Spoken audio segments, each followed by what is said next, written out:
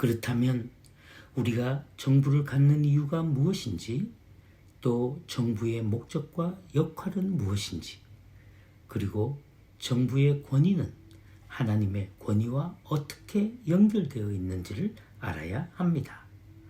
정부는 합법적인 힘을 부여받은 권세를 갖고 있습니다. 세상 정부는 사람들이 법에 순종하도록 강제하는 힘과 합법적인 권리를 갖고 있는 기관입니다. 정부가 정한 법률은 단순한 안내나 제한이 아니라 강제력이 있는 요구이며, 이것이 유지되도록 하기 위해 법 집행기관을 두어 위법한 사람에게는 자유를 제한하고, 심한 불법은 강제적으로 법이 정한 형벌을 받게 합니다. 그러므로 정부는 법적 강제력을 가져야만 하고, 만약 이런 힘이 없다면 그런 정부는 자문위원회에 불과하게 됩니다. 그러므로 우리 그리스도인들이 볼 때 이 세상의 정부는 죄인들과 구원받은 죄인들로 구성되어 모든 죄인들을 통제하는 기구라고 할 수 있습니다. 이 말의 뜻은 로마서 3장 23절에 기록된 것처럼 모든 사람이 죄를 범하였음에 하나님의 영광에 이르지 못한다는 말씀에 비추어 볼 때 그렇다는 말입니다. 따라서 근본적으로 죄인의 성향은 다른 사람을 해치며 신체적 손상을 입히거나 불의를 행하거나 사람들의 재산을 탈취하거나 심지어 생명의 위협을 가할 수도 있습니다. 그러므로 하나님께서 나라의 위정자를 세워 합법적인 권위와 권력을 허락하셔서 관리들로 하여금 공권력으로 서로를 보호하도록 하신 것입니다. 즉, 하나님의 정하신 바 세상의 계층 구조를 영적으로 또는 실제적으로 보면 만왕의 왕 되신 성부 하나님이 계시고, 바로 그 옆에 성자 그리스도가 계시며, 성부 하나님께서 성자 그리스도에게 하늘과 땅의 모든 권세를 이양하신 구조입니다. 마태복음 28장 18절 주님께서 하신 말씀을 보면 하늘과 땅의 모든 권세를 내게 주셨으니 라고 하셨습니다. 이 영적 계층 아래, 그리스도 아래 세상에 왕들이 있고 대통령들, 총리들이 있으며 의원들과 각 기관의 책임자들이 존재하며, 이 구성 안에 고용주와 고용인, 부모와 선생님, 그리고 학생이 존재하며 법과 질서를 존중하여 서로의 안전을 도모하도록 하신 것입니다. 그러나 세상이 점점 노아의 때를 향해 다가갈수록 세상 정부 역시 불법과 불의, 악행을 저지르는 것을 우리가 봅니다. 그러므로 어쩌면 세상 정부는 불가피한 악이라고 생각할 수도 있습니다. 주전 5세기경에 고대 그리스도교의 위대한 사상가인 아구스티노 주교는 정부가 악 때문에 만들어진 불가피한 필연적인 악이라고 이미 간파했습니다. 즉, 정부 역시 하나님의 법을 어기며 위반하고 있다는 것입니다. 그러나 그날이 오면 모두가 공정한 심판대 앞에 서게 되겠지만 말입니다. 다시 말씀드리면 하나님께서는 자신의 법을 시행할 권리와 권위를 보다 낮은 세상 권세자들에게 위임하셨는데, 이는 마치 모세가 이스라엘 백성들의 송사를 해결하기 위해 자신을 정점으로 천부장들과 백부장들을 각각 세워 그들에게 권위와 권세를 주었던 것과 같은 논리라 할 수 있습니다. 그러나 하나님은 권세자들에게 부당한 법률을 시행할 권리는 결코 위임하지 않으셨습니다. 하나님께서는 어느 누구에게도 잘못된 것이나 악한 것을 행할 권리를 결코 주시지 않으셨습니다. 성경에 따르면 권위가 분명히 존재합니다만 분명한 사실은 모든 정부는 하나님 아래 있고 정부는 사람들 위에 있다는 것입니다. 그러므로 혹 권위와 권력을 위임받은 자들이 불법을 저지르는 것을 보고 이에 보복하는 행위는 하나님의 말씀에 반하는 일로 주님께서는 원수 갚는 것이 내게 있으니 내가 갚으리라고 말씀하셨습니다. 그리고 또 로마서 12장 19절에 사도 바울을 통해서도 내 사랑하는 자들아 너희가 친히 원수를 갚지 말고 진노하심에 맡기라. 기록되었을 때 원수 갚는 것이 내게 있으니 내가 갚으리라라고 말씀하셨습니다. 그래서 성도들은 길에나 광장에 모여 보복적인 집단 행동은 자제해야 하며 특히 리더들은 이 양들을 바른 길로 인도해야 하며 오히려 흥분한 양들에게는 바른 복음을 제시하여 말씀 앞에 복종할 책임이 있다는 것을 가르쳐 지키게 해야 한다는 것입니다. 이름에도 불구하고 하나님은 불법을 저지른 자들의 처벌을 위정자들에게 위임하셨습니다. 분명 정부는 하나님 아래 있고 또 백성들 위에 존재하는 것입니다. 그러나 갈수록 세상 사람들이 생각하기를 정부가 백성들 위에 있는 것은 받아들이면서도 정부는 하나님으로부터 독립해 있어야 한다고 주장합니다. 하나님의 간섭을 받지 않으려 합니다. 하나님으로부터 분리, 독립하여 자기 뜻대로 마음대로 살겠다는 것입니다.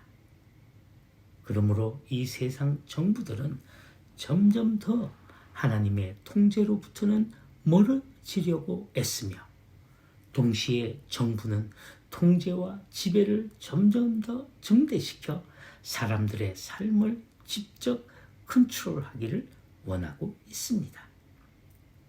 그러나 하나님은 자신의 영광과 공공의 선을 위하여 나라와 정부를 세우셨습니다. 사람들은 가끔 이 악한 시대를 보면서 하나님의 공의와 선 그리고 하나님의 전능하심에 대한 근본적인 의문을 갖습니다. 즉 인간이 하나님의 선한 능력으로 지음을 받았지만 결국 타락하여 죄에 빠지게 되고 또 그 결과로 영원한 형벌을 받게 될 것을 미리 알고 계시면서도 이 세상을 창조하신 이유가 무엇인가라는 근본적인 의문을 제기합니다. 사람들은 하나님께서 분명 자신의 창조의 결과가 어떻게 될지 미리 아셨을 텐데 그럼에도 왜 세상을 창조하셨을까라고 자문하기도 하며 또 교회 리더들에게 질문할 수도 있습니다. 기독교에 진지한 관심을 갖고 있는 사람은 하나님의 창조의 기본적인 목적에 대해 하나님께서 주신 이성으로 이렇듯 간단하지만 난해한 답하기 쉽지 않는 깊이 있는 질문을 던질 수 있는 것입니다. 기독교가 참 진리를 가르치는 온전하고 완전한 종교라면 어떤 질문에 대해서도 진솔하게 대답할 수 있어야 합니다. 대충 얼버무리며 그냥 지나갈 수는 없는 것입니다. 이 땅에 우리보다 먼저 살았던 우리의 믿음의 선배들, 선각자들도 이런 류의 도전적 질문에 많은 탐구와 묵상과 성령님의 인도하심을 받아 깨우침을 받았고, 또 오고 올 다음 세대의 믿는 자들을 위해 그 깨달은 바를 하나님의 은혜로 많은 좋은 증거 자료들을 기록으로 남겨 놓았습니다. 하나님께서 죄로 멸망할 세상을 창조하신 목적은 이 말세에 부패한 정부들이 출현해 세상을 어지럽게 하여도 죄가 세상에 충만해도 끝까지 인내하시며 예언의 끝을 향해 묵묵히 계시는 이유는 하나님 자신의 영광을 위해서라고 깨달음을 얻은 믿음의 선배들이 말해주고 있습니다. 이 엄청난 결론을 우리에게 전해주고 있습니다. 모든 것은 하나님 자신의 영광을 위해서라고 말합니다. 이와 같은 결론은 말씀 탐구와 묵상으로 매우 깊은 영적 체험을 통해 깨달은 것이 분명합니다. 하나님은 사람의 영광을 위해서, 우리의 영광을 위해서 세상을 창조하신 것이 아니라는 것입니다. 하나님은 자신의 영광을 위해서 우리를 창조하셨고, 그리고 하나님은 자신이 베푸신 은혜 가운데서 영광을 받으신다는 것입니다. 언뜻 쉽게 이해되지 않을 수 있습니다만, 인간은 항상 자기 영광을 위해서 골똘히 생각하며 살아왔기 때문에, 다른 이의 영광을 고려할 수 없기 때문에 더욱이 눈에 보이지 않는 하나님의 영광을 어떻게 고려할 수 있겠습니까? 그러나 우리 그리스도인들은 이제는 이 말뜻을 이해해야 합니다. 이 악한 세상의 지도자들도 위임받은 권세와 권력으로 자기 영광을 위해서 은밀하게 또는 대놓고 거짓말과 불의를 저지르면서도 자기가 모든 영광을 받기를 원하고 있지 않습니까? 그런데 하물며 천지를 창조하신 하나님께서 자기 영광을 위해 창조하신 것이 무엇이 문제가 되겠습니까? 지금껏 가능한 모든 과학 기술로 온 우주를 살펴보아도 이 땅, 이 지구만큼 아름다운 창조물을 발견하지 못하고 있으며 앞으로도 마찬가지일 것입니다. 전능하신 창조주 하나님의 능력의 증거입니다. 이 아름다운 창조의 증거물 가운데 여러분과 제가 지금 살고 있는 것입니다. 그러므로 이 전능하신 창조주 하나님이 불의하신 분이십니까? 하나님께서 악의로 천지를 창조하셨습니까? 하나님의 선하심과 자비하심과 긍휼하심이 사람들에게 악행을 저지르도록 빌미를 제공하셨습니까? 택도 없는 말입니다. 아름다운 창조 세계 속에서 사람들에게 복 주시기를 기뻐하신 하나님의 선한 의도를 오히려 배신한 것은 우리 인간입니다. 하나님의 말씀과 명령에 불순종한 것은 우리이지 약속을 깨는 것은 하나님이 아니십니다. 죄를 지으면 반드시 죽을 것이라고 하신 창조주의 말씀에 먼저 불순종한 것은 사람, 즉 우리입니다. 솔직히 말하면 지금도 여전히 우리가 불순종하고 있지 않습니까? 하나님께서 구원받을 자격이 없는 타락한 죄인인 우리를 구원하시기 위해 자기 속에 독생하시던 독생자로 우리 죄값을 대신 치르게 하시고 죄인을 합법적으로 의인이 되게 하신 하나님의 그 은혜를 나타내실 때, 그때에 하나님은 영원하신 분으로 영광을 받게 되시는 것입니다.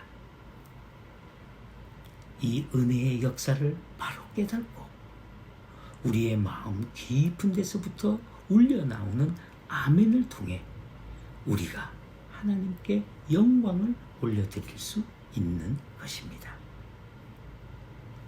그러나 사람들은 마치 예수님과 함께 마지막 십자가의 좌우에 잡힌 죄인의 처지에 있으면서도 끝까지 고집스럽게 하나님의 은혜를 부인하며 베푸신 생명의 복음을 거부하는 자들에게 그들에게 합당한 형벌을 내리실 때에도 하나님은 자신의 공의를 나타내시면서 영광을 받으시는 것입니다.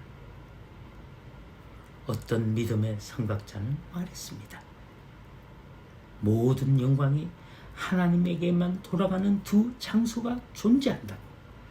그것은 바로 천국과 지옥이라고 했습니다.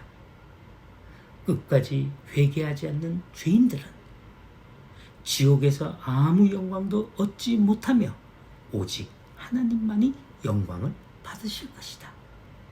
왜냐하면 공의와 의로 하나님께서 내리신 형벌로 말미암아 하나님의 공의가 입증될 것이기 때문에 지옥에서도 하나님은 영광을 받으실 것이다.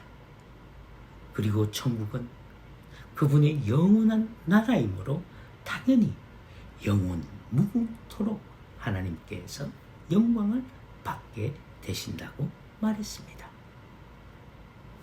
하나님은 자신의 영광을 위해서 세상 정부를 세우신 것입니다. 하나님은 정부를 세우셔서 의를 유지하시고 부정과 악을 심판하게 하신 것입니다. 이제 왜 우리 그리스도인들이 국가 위정자들에게 순종해야 하는지 아시겠습니까? 사도 베드로는 권세자들에게 순종해야 하는 이유는 그리스도를 위해서라고 했습니다. 우리가 내가 시민으로서 위정자에게 순종하는 것이 어떻게 그리스도를 영화롭게 할 수 있는 것일까? 일국의 시민으로서 국법을 준수해야 하는 이유는 예수님의 권위 아래 있는 세상 권세자들의 권위에 순복하는 것이 곧 그리스도에게 순종하는 것이기 때문입니다. 이것이 바로 사도 바울이 로마서 13장에서 진술한 세상 정부를 이해하는 원리인 것입니다.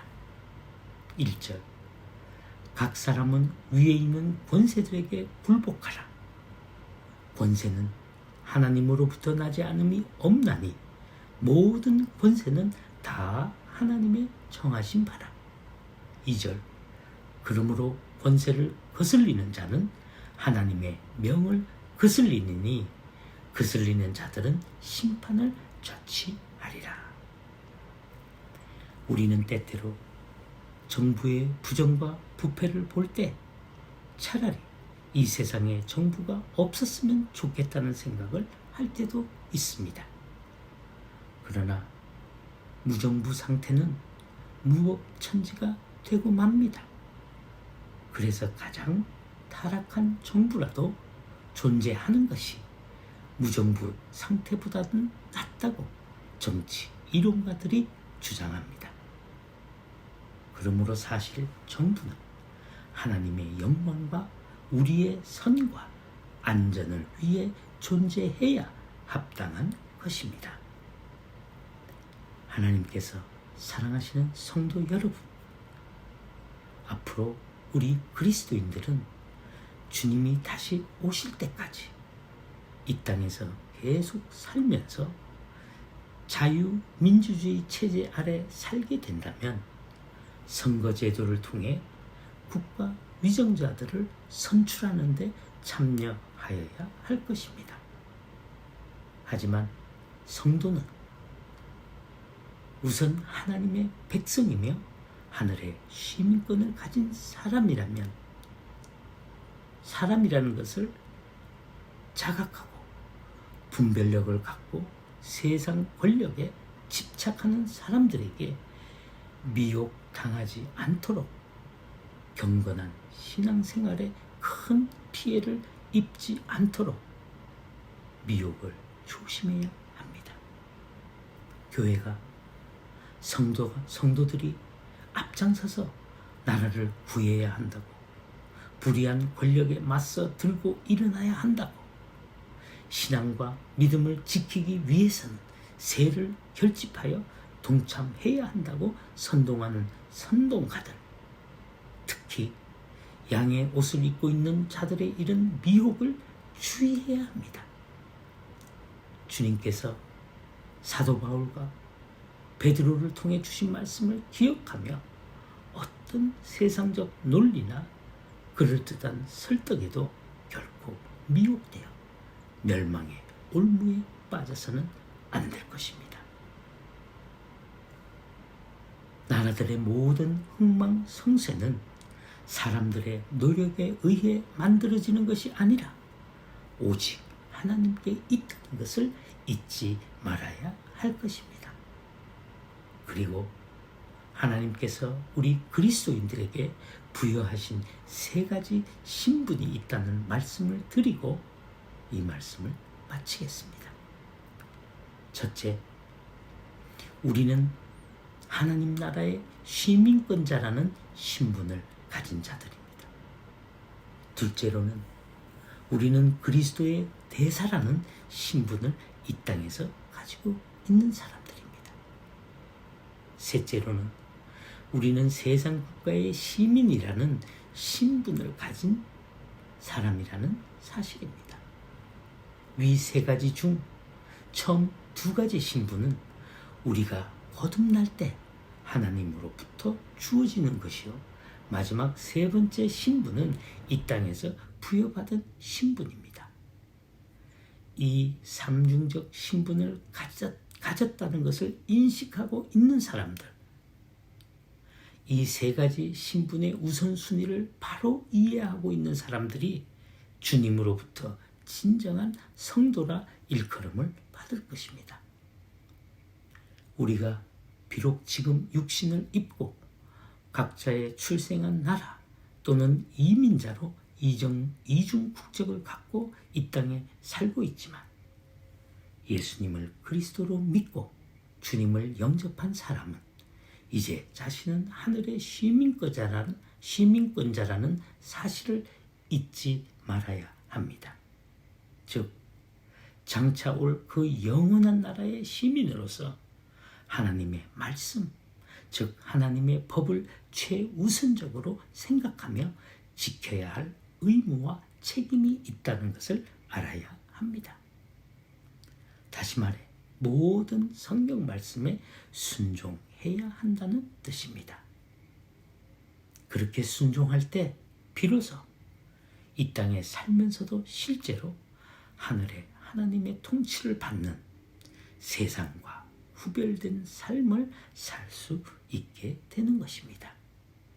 둘째, 하늘의 시민권자들은 이 땅에 사는 동안 그리스도로 말미암아 부여받은 그리스도의 대사로서의 자기 신분을 견지해야 하며 주님의 지상 명령을 준수해야 합니다.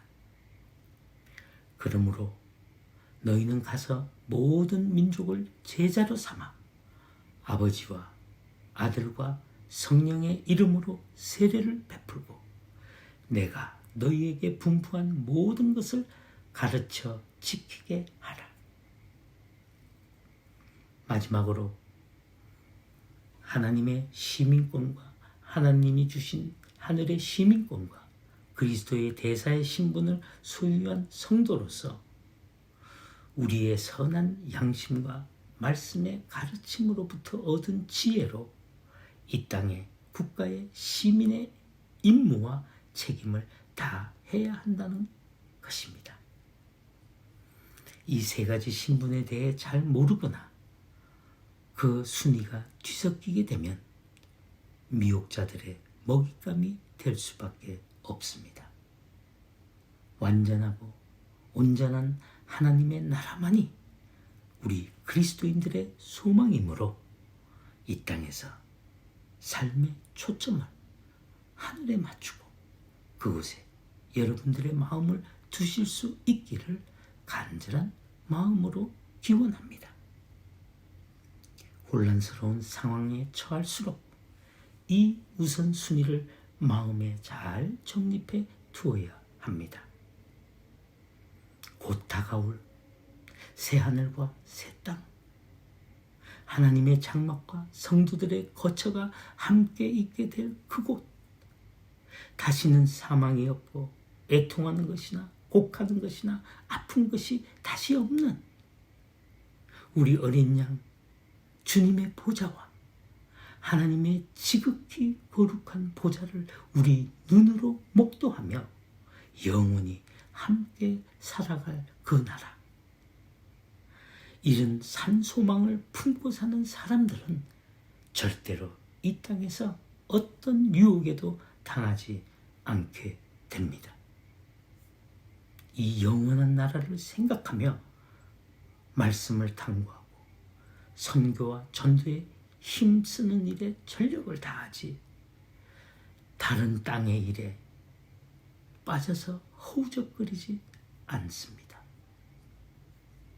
앞으로 더 강력하게 일어날 세상의 환란을 견디며 이길 수 있는 길은 오직 하늘에 소망을 두며 땅의 일은 하나님을 신뢰하는 것 뿐입니다. 이런 믿음을 갖고 살아갈 때 주님께서 말씀하신 이 마지막 때에 불법이 성함으로 많은 사람의 사랑이 식어질 때 그러나 끝까지 견디는 자는 구원을 얻으리라고 하셨습니다. 정말로 우리는 믿음으로 끝까지 견디는 자가 되어 구원을 이루는 복된 자들이 되시길 기원합니다. 하나님께서 사랑하시는 성도 여러분, 주님께서 여러분께 강한 믿음과 온전한 순종과 거룩한 삶을 살 수 있는 능력과 힘과 의지를 주시기를 주님께 간곡히 기원합니다. 이 말세에 여러분을 미혹하는 자들이 우는 사자처럼 삼킬 자를 찾는 이때에 그들로부터 멀리 떨어져 계십시오. 경건한 믿음 생활을 위해 조용히 기도하며 사람에게가 아니라 주님에게만 충성하시는 복된 여러분이 되십시오. 여호와 하나님은 온 세상의 최고의 주인이시며 왕이시므로 우리가 찬송과 영광과 지혜와 감사와 존귀와 권능과 힘이 우리 하나님께 세세토록 있을지어다라고 기도하며 그 하나님을 영화롭게 하는 일에 우리의 모든 것을 드리는 복된 저희들이 다 될 수 있기를 주님께 다시 한번 간구드립니다. 다음 시간에 또 뵙겠습니다.